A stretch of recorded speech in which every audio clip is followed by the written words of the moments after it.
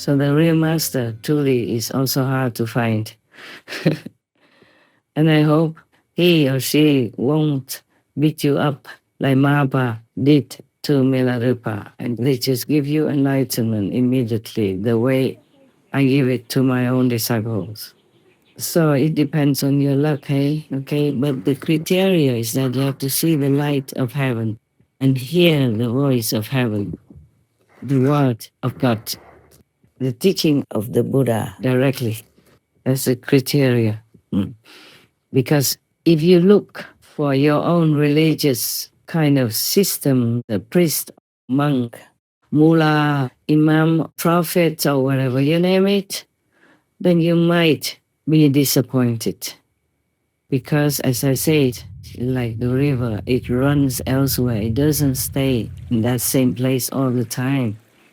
After a while, it disappears underground and then it emerges again elsewhere. So enlightenment is what you seek, not the outer appearance of someone who should impart that enlightenment to you. It may be in the same religious system, it may be in the same place, but it's not necessarily like that. So you have to truly yearn for enlightenment, be humble, be sincere, be longing. And when you're ready, a master will appear for you. God will make a master appear to you somehow, directly or indirectly, through somebody or through a book, television, radio, or a CD. You have to have such intuition in your longing heart and be sincere. Then you will find a master, or the master will find you. And when you found one, then stick to him, her. Just stay with him, her, and practice only what the master told you. Nothing more, nothing less. Don't look to the other meadow. Just stay put where your grass is green and comfortable.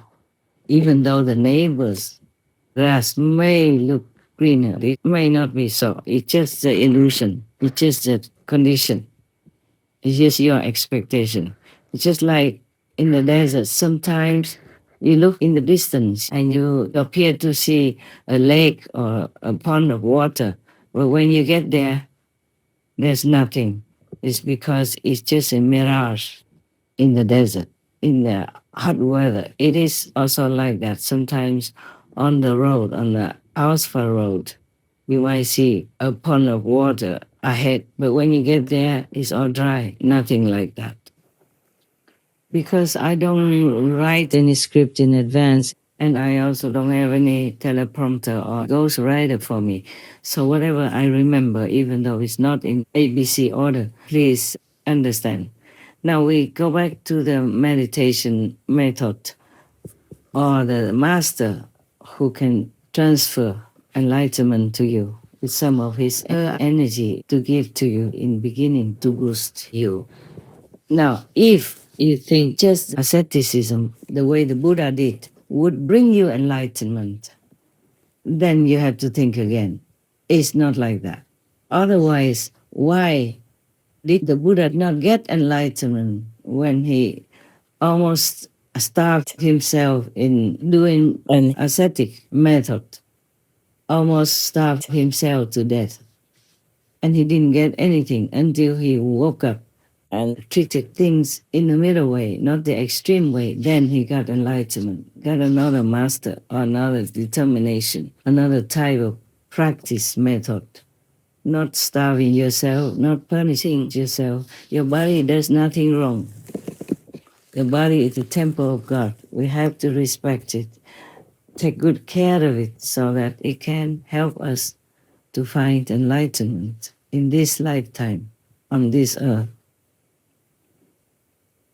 It's just like a horse person who carries your cart.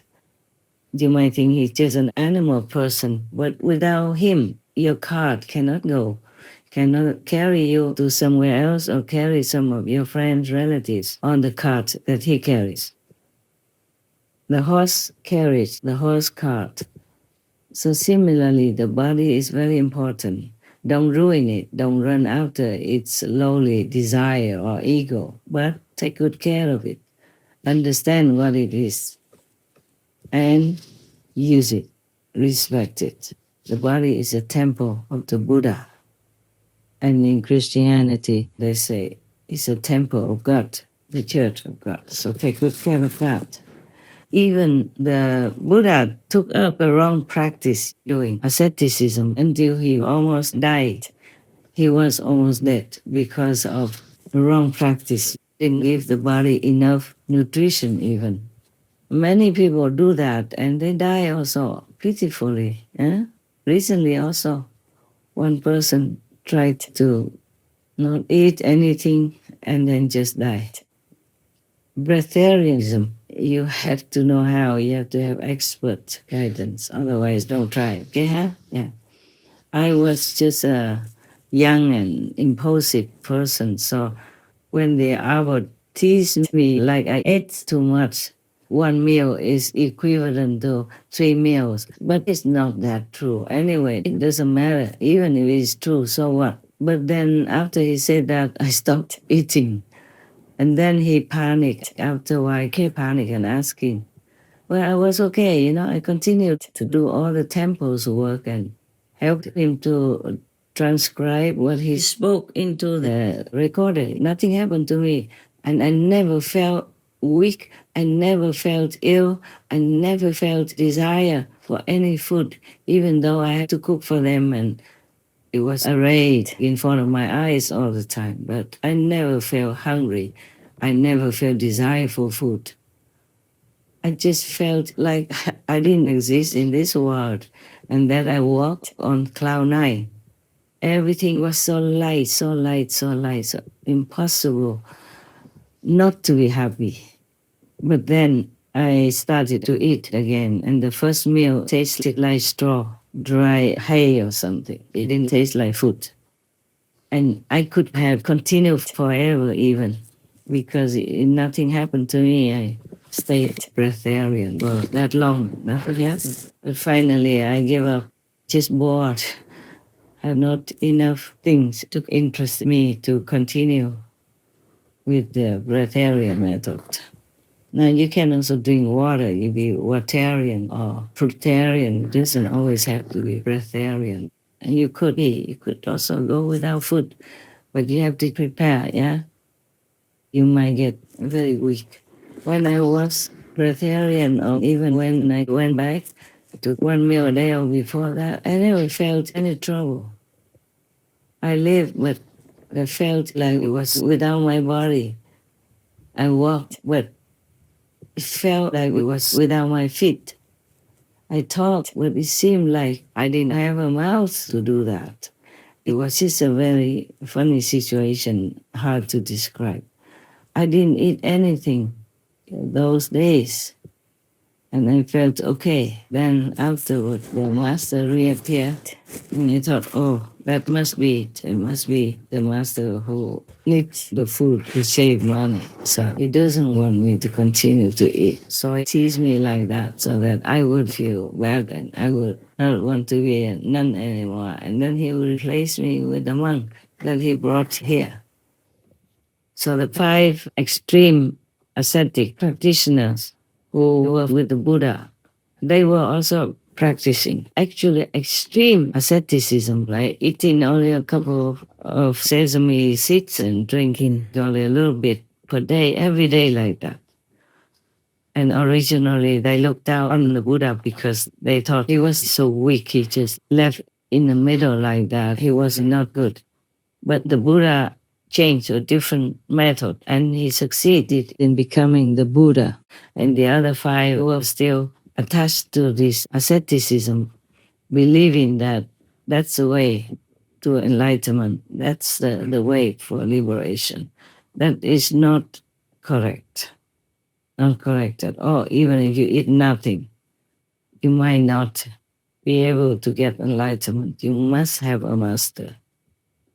And then practice for a while until you're able to do it yourself. And the master doesn't have to watch you. And the 5 persons who stayed as ascetics didn't get any enlightenment, just more and more frustration and more weight loss, losing the will to continue, and they just were miserable. So, what I mean is that being an ascetic doesn't bring you to Buddhahood, doesn't bring you enlightenment. Only after the Buddha talked to the five, explained to them, expounded to them the religious book in their religion. Then after that, the Buddha probably give them initiation right there. Thus, they became hugely enlightened. That's why they're very thankful to the Buddha.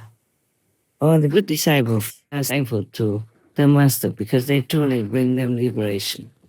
You see, it's just that after the Buddha taught these five ascetics and taught them the method, then they became also enlightened and followed the Buddha. Otherwise, just the Buddha talk alone is not enough. He has to give some of his bloodline energy to the five persons. Of course, the more initiate in the Buddha's presence, the more karma the master will have to endure.